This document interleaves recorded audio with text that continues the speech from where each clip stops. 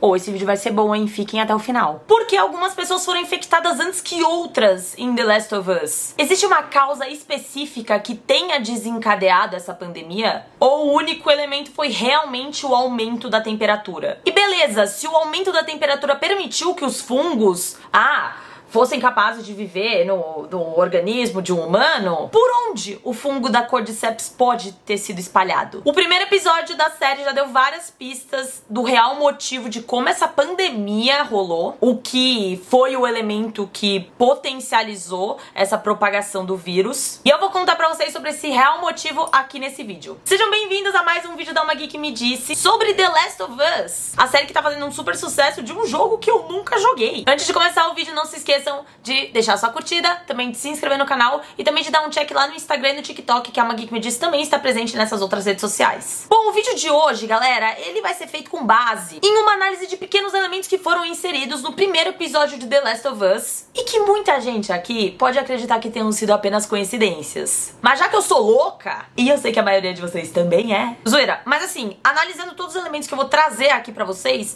é bem lógico, bem provável que os produtores tenham inserido nesse primeiro episódio alguns elementos pra gente analisar e chegar à conclusão de qual foi o principal vilão pra fazer com que a Cordyceps fosse disseminada aí pra galera. The Last of Us saiu no domingo passado e já tá fazendo um sucesso tremendo. Existem inúmeros vídeos, inclusive aqui no YouTube, que falam sobre detalhes sutis, easter eggs que estão presentes nesse primeiro episódio, né? Já começou bem. Que me faz pensar que por tantas análises e por tantas observações sutis de coisas que estão sendo inseridas no roteiro, existem aí diálogos que foram colocados nesse primeiro episódio que, eles não foram colocados lá à toa, sacou? Diálogos que parecem descompromissados, na verdade, tendo um significado, uma significância muito maior do que a gente pensa. Nesse sentido, analisando diversas passagens desse episódio, a gente chega à conclusão que um dos principais elementos que foi o responsável por toda essa disseminação desvairada da Cordyceps foi nada mais, nada menos do que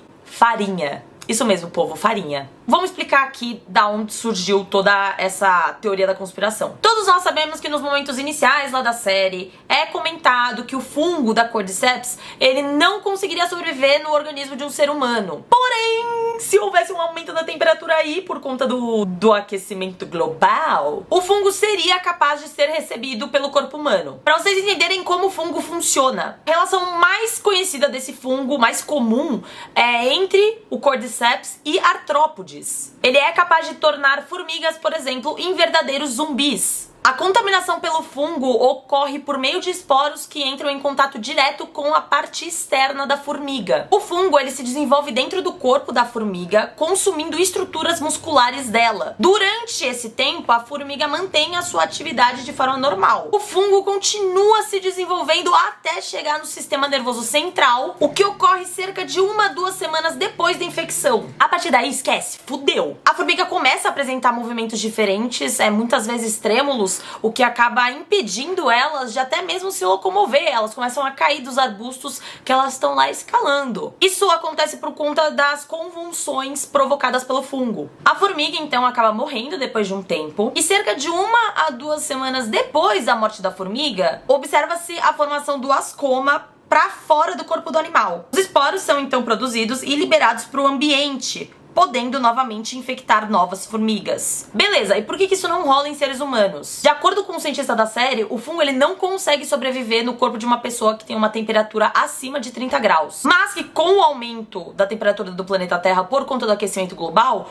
o fungo poderia vir a ter uma mutação, querer se adaptar a essa nova temperatura, possibilitando assim, infecção em seres humanos. Beleza, isso quer dizer que seres humanos podem vir eventualmente a ser infectados por conta do aquecimento global, então simplesmente parem de derrubar árvores, caralho, por favor. Mas o que pode ter causado essa infecção? O que pode viralizar esse vírus? Viralizar o vírus. Vamos melhorar para o que pode transmitir o vírus. Como eu contei pra vocês, o primeiro episódio nos traz aí uma grande inimiga da sobrevivência, a farinha. Vou explicar pra vocês o porquê disso analisando as cenas desse episódio. Antes de continuar, obrigada Marcelo Bassoli por ter me apresentado essa possibilidade aí, essa teoria, porque sozinha eu nunca teria descoberto isso, nem com todos os divertidamente da minha cabeça. Você é um gênio, ou seus contatos são um gênio. Sei lá, alguém definitivamente é um gênio por ter pensado nisso. Pra começo de conversa, quando o episódio começa, a Sarah faz um café da manhã pro Joel, ovos mexidos, visto que eles estavam sem mistura pra panqueca. Esse fato da ausência da mistura pra panqueca é citado cerca de 3 vezes, tipo, foda-se a panqueca, por que vocês estão falando tanto disso? O Joel, inclusive, comenta que mal come panquecas. Então, beleza, temos aí o primeiro desvio da farinha. Depois do café, o Joel vai levar a Sarah pra escola. No caminho pro carro, eles se deparam lá com as vizinhas e tal. A vizinha oferece a ambos alguns biscoitos. O Joel recusa educadamente, dizendo que ele tá na dieta Atkins sem carboidratos. Enquanto isso, tá a vizinha lá dando biscoito pra velhinha do mal funguenta, enchendo a velha de biscoito. E mais um desvio dos nossos amigos inimigos da farinha. Mais tarde, quando a Sarah volta pra casa, depois de ter consertado o relógio do Joel, ela vai na vizinha ajudar a Connie lá a assar alguns cookies. Porém, ela não parece se interessar em nenhum cookie, porque eles tinham passas, né? Essa é a desculpa. Sensata, né, velho? Quem é que aceita cookie com passa? Na verdade, quem é que bota passa nas comidas, tá ligado? As primeiras pessoas a serem infectadas pela Cordyceps tinham mesmo que ser as pessoas que colocam passas nas comidas, principalmente no arroz. Sem noção, velho. E pra completar, nós temos toda aquela discussão lá do Joe, que ele vai pegar um bolo pra eles comemorarem o aniversário no final da noite e tal. Exceto que ele esquece de pegar o bolo. Eles estão tipo Matrix no desvio da farinha, tá ligado? Se o surto não começou com farinha, por que o roteiro tá tão interessado em deixar escrachado esses desvios que os protagonistas tiveram para com farinha? Inclusive, a farinha como vetor de doença não seria novidade. Em 2019, por exemplo, ela foi fonte de um surto de Escherichia coli. Há evidências mais diretas também, caso você ainda não tenha se convencido. No podcast pós-episódio que tá rolando, os co-criadores, o Neil Druckmann e o Craig Mazin, eles falaram o seguinte, ó, vou até ler pra vocês. Os espectadores cuidadosos desse episódio serão recompensados porque pequenas migalhas de pão foram plantadas de forma que valerão a pena mais tarde de maneira interessante. A palavra em inglês usada foi breadcrumbs, que é a tradução literal pra migalhas de pão. Quem é que usa esse termo? Talvez a escolha de palavras tenha sido uma grande coincidência, mas porra, migalhas de pão é notável demais pra não ser considerado uma evidência. Ainda não tá convencido? Ó a cereja do bolo chegando aí pra vocês. Sabemos que o surto começou em Jakarta por conta de um aviso no rádio que rola nesse primeiro episódio. Inclusive, a Sarah lembra o Joel e o Tommy que Jakarta é uma capital da Indonésia. E por acaso é o local com o maior moinho de farinha do mundo. Se esse não é o lugar perfeito pra uma amostra contaminada ser enviada pra todo mundo, eu não sei que lugar é. Tendo todos esses fatos em vista, a dica de milhões é a seguinte: iniciem a dieta da farinha hoje mesmo. Zoeira. Mas é real.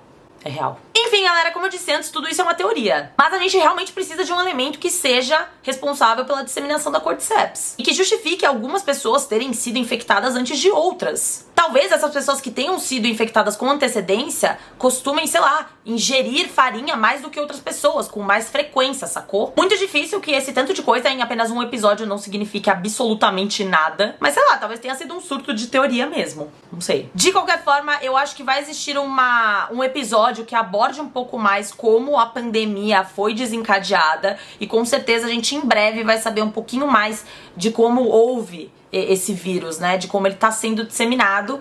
E receberemos a resposta se teve a ver com farinha, se não teve. Mas de qualquer forma, o vídeo fica aí pra mostrar todos esses indícios que rolaram nesse primeiro episódio que podem ter passado despercebido por vocês. Vamos ver se a farinha vai ser consagrada como inimiga da sobrevivência ou se ela foi injustiçada. Comentem aqui embaixo o que vocês acham dessa possibilidade, se faz sentido ou não. E caso seja real, eu quero saber de vocês. Vocês seriam contaminados facilmente ou não seriam contaminados? Porque assim, meus amigos, se fosse por conta da farinha, eu seria um fungo ambulante enquanto a Cordyceps não tivesse nem chegado ainda, tá ligado? E a quantidade de farinha que eu como por dia não é brincadeira. Então assim, vocês iam estar começando a aderir, eu já ia ser o fungo número 10 lá, eu ia ser o bloater. 10 na escala Richter do Cordyceps. Bom, pessoal, esse foi o vídeo de teorias, mais uma teoria louca pra vocês. Eu vou continuar soltando vídeos semanais de The Last of Us, afinal eu não joguei o jogo, então eu tenho muita teoria aí, eu tenho muita coisa pra falar, muita coisa pra pensar. Inclusive, comentem aí quais outros assuntos de The Last of Us vocês querem que eu comente, até porque, né, não sei de nada que vai rolar daqui pra frente. Minha cabeça tá matutando algumas coisinhas, mas assim, a gente precisa ver mais alguns episódios pra eu ter certeza do que eu posso ou não afirmar, com base nos Divertidamente.